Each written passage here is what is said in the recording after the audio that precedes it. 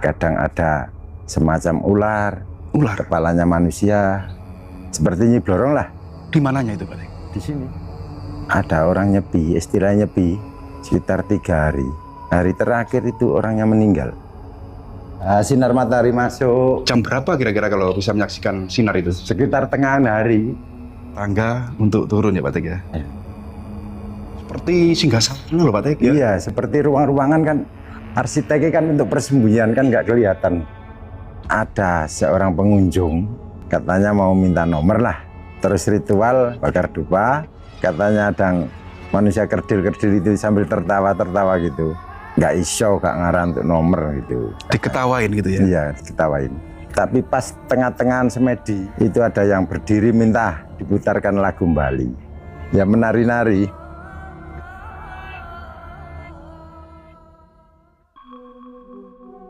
Assalamualaikum warahmatullahi wabarakatuh pemirsa semuanya. Jadi di kesempatan hari ini saya berada di wilayah Tuban, Jawa Timur. Tepatnya di desa apa Pak? Dusun Suci, Desa Wangun. Dusun Suci, Desa Wangun, Kecamatan Palang ya Pak ya? Ya, Kabupaten Tuban. Kabupaten Tuban, Jawa Timur. Dan saat ini saya ditemani Pak Teklan selaku juru rawat atau kuncen. Orang Jawa menyebutnya kuncen. Juru pelihara. Juru pelihara ya. Sebuah goa yang memiliki sejarah era peradaban di masa lampau, yaitu di era kerajaan, entah kerajaan Majapahit, entah apa, yang berada di ladang jagung ini ya. Nah seperti ini. Jadi ini lahan ini, Pak Teklan, untuk luas dari Gua Suci ini berapa meter persegi Pak? 726 persegi. Persegi ya Pak ya? Ya. Dan untuk kepemilikannya Pak? Pemilikannya Sudah punya negara atau masih hak milik pribadi? Pemilikannya perseorangan. Perseorangan. Tanah milik pribadi. Atas nama Marsidin Ngasini. Satu orang ya Pak ya? Satu orang. Sayang sekali aset pemerintah ini ya, yang seharusnya ini ada pembebasan lahan gitu ya Pak Tek ya? Ya.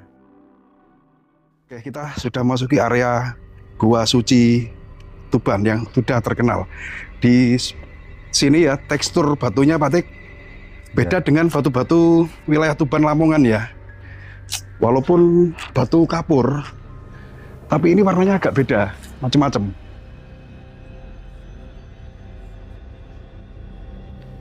Pak Tek, bisa kita sambil cerita di sini Pak Tek. Di tempat yang sangat luar biasa sekali, yang dimana dulu tempat ini sangat viral. Sebuah destinasi wisata gitu ya. Iya. Dulu tahun berapa saya nggak paham.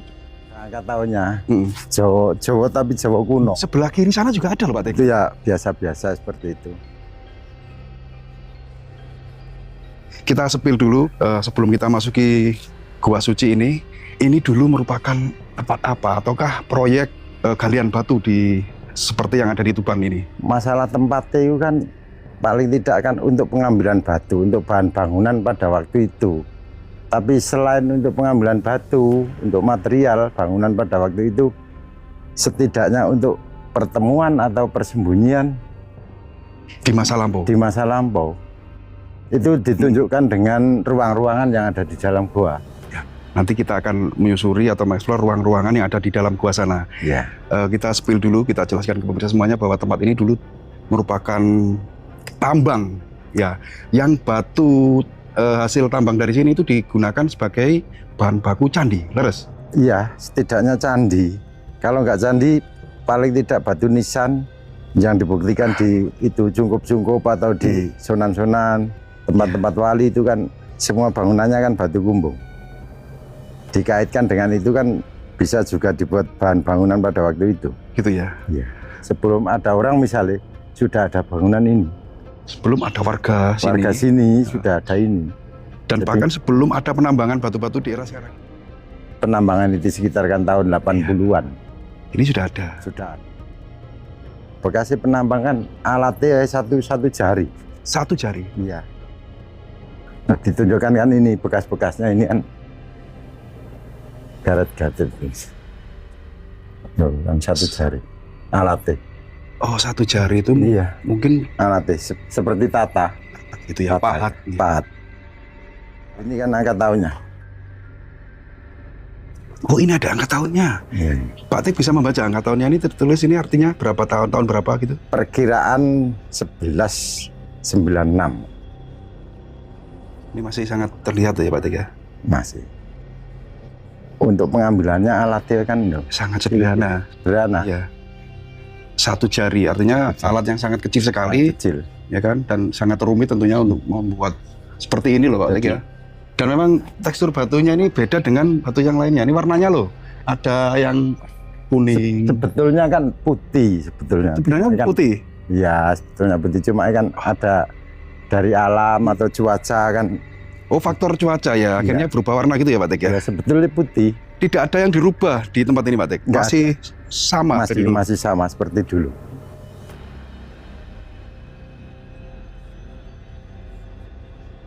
Jadi sempat viral dulu teman-teman tempat ini, bisa semuanya. Banyak ruangan ya. Sebelah kiri juga ada ruangan dan di sini ruangan utama. Iya Pak Tek, Ya, di sini juga terkenal dengan julukan cahaya dari surga. iya kan, karena kan ada lubangnya yang di bawah kan luas. Luas sekitar ada 40 meter persegi, tapi dari atas kan hampir 2 meter persegi nggak ada. Sekitar 1 meteran lah. Lubang di atasnya ya. Ya, Terus mantul sinar matahari. ya sinar matahari masuk. Kita masuki area sakral ini ya, termasuk area sakral dan udara sudah berhembus sangat sejuk di sini. Di mana Pak Tek yang katanya cahaya surga itu? Hah? Ini ya. Ya. Oh, mantul dari sana. Oh, pantulan kan ini. Berapa kira-kira kalau bisa menyaksikan sinar itu? Sekitar tengah hari. Lebih indahnya kan pertengahan hari. Jadi Sekitar pas matahari tepat di atas sana. ya 12-1 gitu. Corot jam. Mantul ya. Jadi sangat indah sekali, warna seperti pelangi ya Pak Tek ya. Ya. Oh, dinding-dindingnya. Luar biasa. Ini bukan buatan manusia zaman sekarang, tapi leluhur kita dulu yang membuat Pak Tek ya. Iya. Seperti ini. Oke, kita naik. Nggak ada kelelewannya Pak Tek sini? Di dalam ada Ada. kelelewarnya banyak di dalam.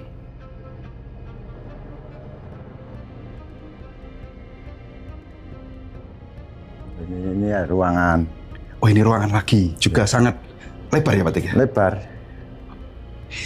Yang katanya sering digunakan untuk orang ritual di sebelah mananya? Di dalam. Oh, nanti kita ke sana ya. Kita spill dulu yang sana Pak Tek ya.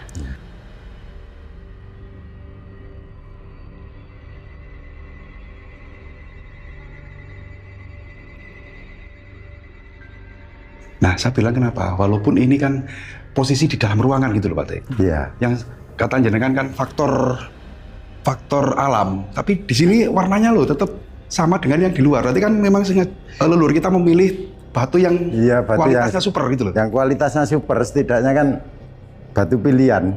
Iya. Jadi nggak semua tempat. Loh, ini kan bekas pahat-pahatan kan, alat itu. Satu jari, bahkan besar jari. Seperti ini. Dan tidak sekedar untuk tambang.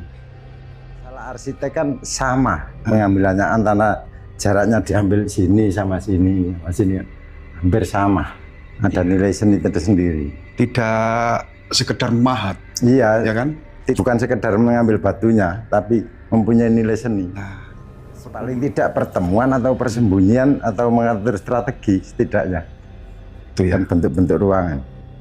Memang disengaja dibentuk seperti ini ya Pak Tek ya. Iya.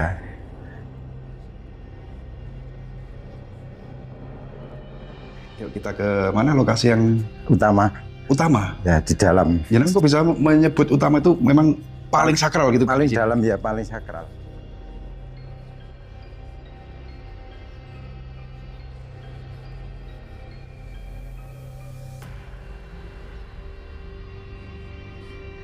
Nah, Ini turun.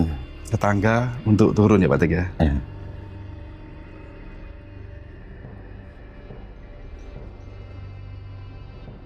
Ini jenengan yang menyiapkan tangga ini Pak Tek?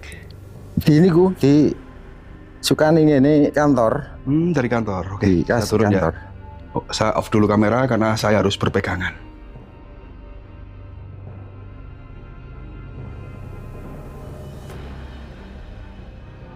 Nah, di sini Pak Tek menyampaikan tempat utama atau tempat atau ruangan utama gitu ya Pak Tek ya. Ya.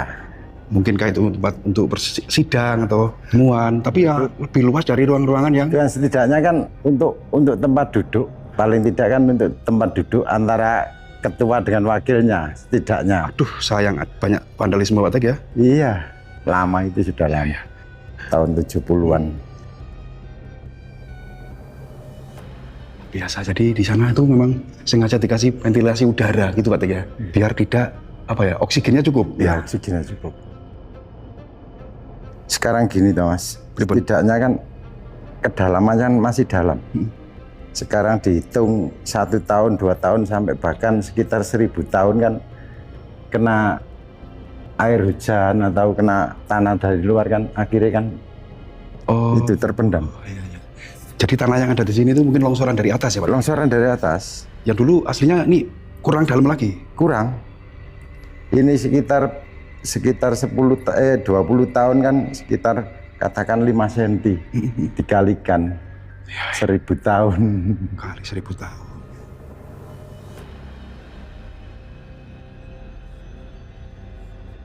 Keren banget loh. Itu ada kelelawar Pak Tek? Iya, ada kelelawar. Seperti ini. Tapi aneh kan nggak pernah ada ular di dalam, nggak pernah. Nggak ada Nggak pernah. ular? Ya nggak pernah. Atau hewan apa nggak pernah. Nggak pernah ada ya? Padahal kalau misalnya Ya, ular... kalau masuk kan nggak bisa keluar. Iya ya.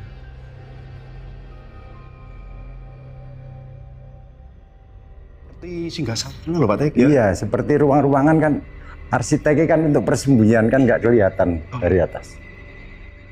Dan warnanya aku sangat salut sekali. Dan ini ya di sini Pak Tek ya banyak orang yang sering Iya. jual ya. Kita cerita di luar yuk. Ya, yang penting kan kita udah Nah, menyepil seperti ini ruangan yang ada di sini. Nah, kita akan gali lagi informasi dari Pak Tek. Sedikit banyak beliau itu paham gitu loh tentang tempat yang istimewa ini yang ada di Tuban, Jawa Timur ini. Gua Suci Tuban.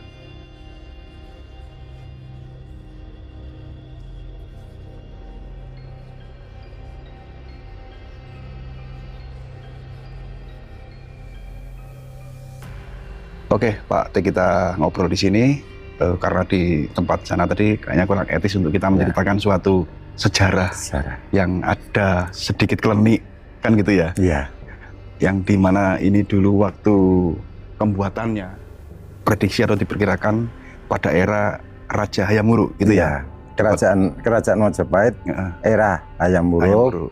dengan ditunjukkan lukisan di dinding-dinding pahatan, misalnya tanda kapal kuda, ada gambar wayang, itu kan istilahnya kan seni lukis. Iya. Terus zaman kerajaan Hayam Wuruk kan rajanya kan suka dengan seni pahat atau seni lukis. Jadi dikaitkan selain untuk mengambil batu atau tambang, itu paling tidak kan untuk bahan bangunan pada waktu itu. Terus selain tambang untuk persembunyian atau pertemuan ditunjukkan dengan ruang-ruangan yang ada di gua ini. Betul. Di dalam. Gambar wayang yang jenengan maksudkan berupa Ada seni pahat gambar wayang, Ya. kan kalem. oh di, gambar. di atas tadi Di atas. nggak belum sempat jenengan tunjukkan ya. Iya. Coba kan kalem ketutupan lumut. Oh, agak blur agak ya. burem ya. Blur. Karena tertutup Ya. lumut. Wayang naikan kalau nggak salah Arjuno, tengah-tengah dinding antara jarak atas dan bawah pertengahan nih. Di belakang kamera tadi jenengan menyampaikan banyak orang ritual di sini untuk mencari apalah, tapi selalu gagal. Kalau masalah gagal itu kan privasi. Ya, gimana? Tapi kalau menurut cerita, kalau minta nomor istilahnya togel, nggak pernah dikasih. Dulu sekitar tahun 91 kalau nggak salah, ada orang nyepi, istilahnya nyepi, bermalam, sekitar 3 hari. Hari terakhir itu orangnya meninggal. Semua kan privasi, katanya kan minta nomor. Terus orangnya itu kan eyal-eyalan sama ada suara nggak ada rupa, eyal-eyalan, terus ketiduran Sampai langsung meninggal. mati sampai meninggal. Maksudnya tiap malam Ya. selama 3 hari, hari terakhir itu meninggal. Katanya minta nomor, katanya zaman dulu kan SDSB. Menyimpulkan di sini kalau ada orang minta nomor gagal. Gagal. Tapi kalau lainnya nggak tahu, nggak ada yang komentar. Tapi sering kadang Ada orang Bali ke sini pakai kembang, pakai dupa, itu dengan duduk atau bersila, terus kadang tengah-tengah duduk itu berdiri nari-nari sendiri. Kayak kerasukan gitu. Iya, Itu jenengan sempat melihat langsung atau melihat mengamati? langsung. Cuma aku kan sungkan apa tak Ya. video kan sungkan sawane privasi. Jadi beliau itu yang ritual di sini menari itu keadaan sadarkah atau memang benar-benar Setengah sadar. Wong orangnya ya nggak katanya nggak terlalu bisa menari yuk. Tapi pas tengah-tengahan semedi Iya ritual. ritual itu sekitar 5 menit lah. Itu ada yang berdiri minta diputarkan lagu Bali. Ya menari-nari. Terus katanya tapi wong semua itu kan spiritual atau misteri. Iya. Kadang ada semacam ular, Ular. kepalanya manusia, seperti Nyi Blorong lah. Di mananya itu Pak Teng? Di sini, Di pintu masuk ini. sini ya. Ular berkepala manusia Iya, yang identik dengan Nyi Blorong. Nyi Blorong. Kadang-kadang seperti noni-noni Belanda, ada yang gitu katanya. Tapi Yong, saya sendiri ya nggak pernah melihat atau dikatoi lah istilahnya. Itu yang orang pernah dijumpai sosok ular berkepala manusia itu pelaku ritual dari mana? Orang dari Banten kalau nggak salah. Banten. Iya. Terus ceritakan jenengan. Iya, bersamaan saya lu, itu ada ularnya berkepala manusia. Terus pas dalam itu ya ada ular tapi bau besar katanya. Pas di ujung baratnya tadi. Yang kita turun tangga tadi. Iya. Oh di situ dijaga ular juga. Iya aja. Katanya tapi gaibnya gaib. Sing orang biasa kasat mata nggak pernah dilihatin masalah apa-apa, nggak pernah. Jenengan sendiri merawat atau mendapat mandat selaku juru rawat Gua Suci ini sudah berapa tahun? 2003 itu sudah honor. Terus pengangkatan 2009. Sudah lama. Selama merawat lokasi ini, kan tentunya identik dengan kesini malam dan siang kan gitu ya. Iya. Entah malam itu mengantar tamu atau siang membersihkan. Pernah nggak dijumpai sosok penunggu di sini?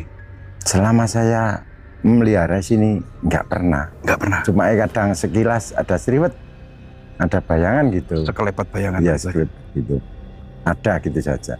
Nampak secara langsung nggak pernah. Nggak pernah. Malah yang dijumpai orang-orang pendatang atau Orang tamu. pendatang, ya, pendatang. Nggak pernah saya melihat langsung depan mata ada yang gini. Nggak pernah.